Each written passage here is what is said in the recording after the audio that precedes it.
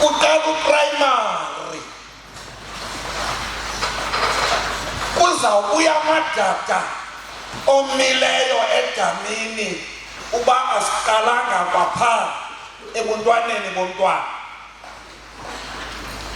njengoba bona abantu abangabalimi bewulungisa umhlaba phambi koba bafake imbewu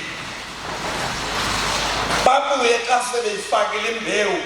baquqa emasimini behlola baze bawancothule amathikizela uba kuthe kanti kuqinele baluyuce ukhula balulandele ngegama balulandele ngesikofolo balulandele ngeyeza lesihlaba nayo yonke into ezakwenza isivuno siqabuke kwalani uba le nto singayenza ebantwini sidodela ntoni singootata ifeyila ke yokuqala yinto yokuba umntwana adibane nesiko lobudoda engakangalifumane isiko lobuntwana uxanduva siliyeke kwakule nto uba umntana funeka ade angcolise ingubo engenayo imbeleko yakokwabo uyafana nomntu ofuye umduka akaziwe emapingeni lo abanye ngokusebengamadoda uba basingile kuloo nto iyawukhunjula imbeleko ngosikamiwe kwisisusa esilapha elalini anyukelane phakathi kwabantu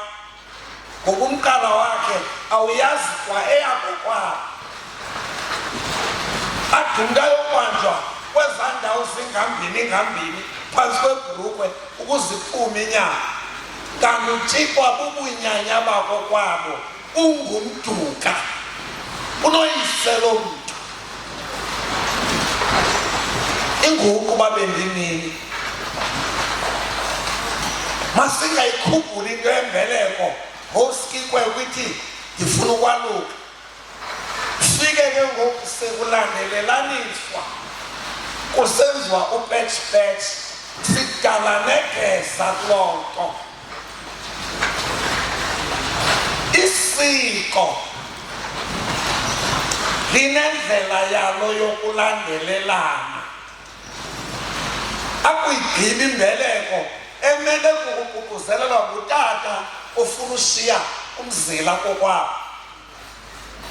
lawulandelwa kukudabula kubantu abadabulayo ebusweni ingqithi kubantu abayenzayo ingqithi litshayelelele uba sisaya entweni ootata khanifunde ezimfeneni njengoba nisithi kanithuka abantu abangekho ntweni into ayisuka yimfene ke loo kodwa imfene sibanonelela abantwana baso sinengqeqesho noba zazixelelwe ngubani